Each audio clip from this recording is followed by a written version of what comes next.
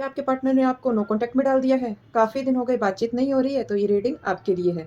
जय Shri Radhe Radhe. Soul whisper tarot में आपका बहुत-बहुत स्वागत है। तो आज की रीडिंग में हम देखने वाले हैं कि आपके पार्टनर के मन में क्या चल रहा है, उनका अगला कदम क्या हो सकता है।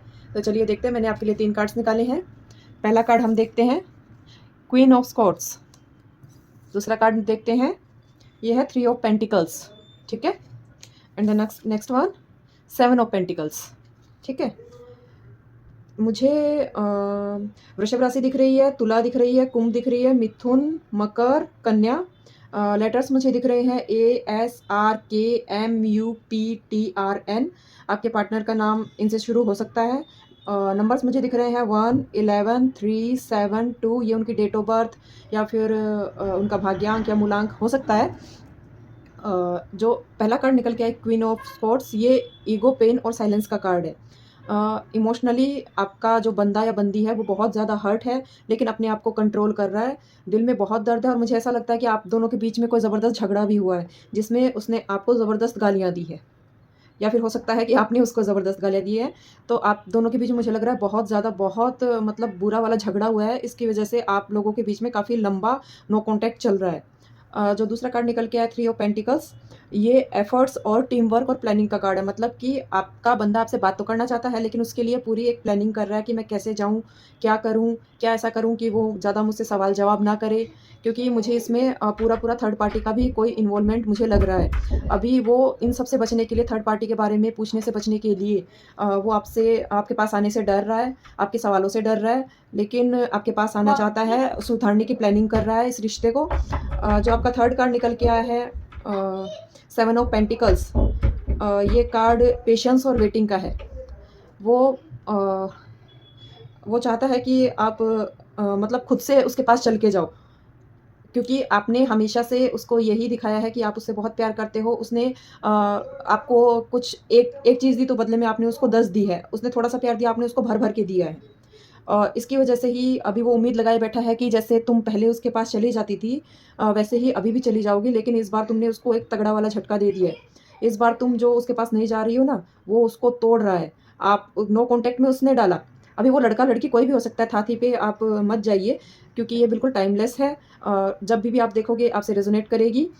वो चाहे आज देखो, चाहे आप 1 महीने बाद देखो, जब ये रीडिंग आपके पास आएगी तभी आपसे रेज़ोनेट करेगी।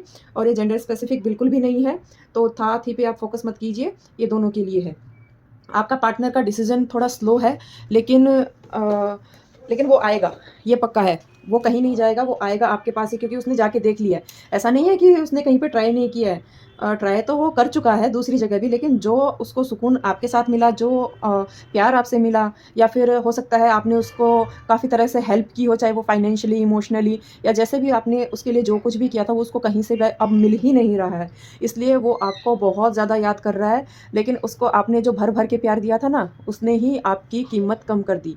अपनी कीमत समझिए, आपको अपनी कीमत समझने की बहुत ज़्यादा ज़रूरत है।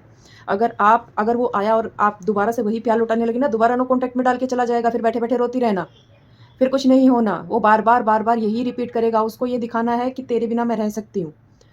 अभी जो आप उसको लंबे समय से उसको चेज़ नहीं कर रहे हो ना, कहीं न कहीं उसको ये गलतफ़हमी भी हो रही है कि इसको लगता है कोई और मिल गया या मिल गई। और ये होना चाहिए, क्योंकि जो चीज़ आपने फ़ील की है वो उसको भी फ़ील होनी चाहिए, तभी इंसान को पता लगता है कि असली पेन क्या होता है। लेकिन आपने उसको कभी ये महसूस ही नहीं होने दिया कि असली पेन होता क्या है। क्योंकि आपने तो भर-भर के प्यार लुटाया है उस पे, बहुत प्यार दिया है आपने, बहुत प्यार दिया है। शुरुआत में जब आपका ये रिश्ता शुरू हुआ था, तो मुझे लगता है दोनों के बीच में बहुत प्यार था। मतलब आप लोगों ने कभी ऐसा सोचा भी नहीं था कि आज जो सिचुएशन चल रही है वो आपकी लाइफ़ में आएगी। लेकिन फिर वो अचानक से ऐसा ऐसा जो हुआ, वो आप कुछ समझ ही नहीं पाए, सडन ऐसा हुआ कि आप कुछ समझ ही नहीं पाए कि क्या हो गया। और आपके पार्टनर को लगा कि ठीक है, थोड़े दिनों के लिए छोड़ देता हूँ, घूम फिर के आएगी तो अपने आप अकल ठिकाने आएगी, लेकिन इस बार अकल ठिकाने उसकी आ रही है, आपकी नहीं। इसीलिए वो तड़प रहा है आपके पास आने के लिए, लेकिन आगे बढ़ के आपको भी बिल्कुल नहीं जाना है। अगर आप आगे बढ़ के गए तो फिर से मेरी टैरो रीडिंग देखते बैठोगे कि वो कब आएगा, वो कब आएगा? क्योंकि भूले तो आप भी नहीं हो, आप अपने आप को कितना भी झूठ बोलो कि मैं उसे भूल चुकी हूँ, मुझे वो याद नहीं, या फिर मैं याद करना नहीं चाहती। अगर आप उसको याद नहीं करना चाहते तो आज यहाँ पे बैठ के मेरी रीडिंग नहीं देख रहे होते। प्यार तो आपके अंदर बहुत है, भर-भर के है, कूट-कूट के भरा पड़ा है। और वो प्यार उसके अंदर भी है, लेकिन आपने जो उसको इतना प्यार दिखाया ना, तो उसकी कीमत बिल्कुल ख़त्म हो चुकी है। आपने एक भरे हुए गिलास के अंदर और पानी डाला और पानी डाला, वो बाहर निकलता गया, तो यही आपके रिश्ते के साथ हुआ। आपने जो इतना उसको प्यार दिया ना, वो उसको हजम नहीं हुआ। तो आगे से आपको एक चीज़ हमेशा याद रखनी है, इक्वल गिव एंड टेक रखो।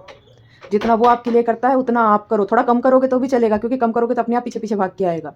तो हमेशा आप एक चीज़ देखना कि जो लड़कियां लड़कों को भाव नहीं देती, लड़के उनके पीछे ज़्यादा भागते हैं। तो वही चीज़ आपको करनी है, क्योंकि जो चीज़ें लड़कों को पाने में मुश्किल लगती है ना, वही चीज़ें उनको सबसे प्यारी होती है। और जो चीज़ें उनको आसानी से मिल जाती है ना, उनकी वो कदर नहीं करता, वो चाहे लड़का हो या लड़की हो।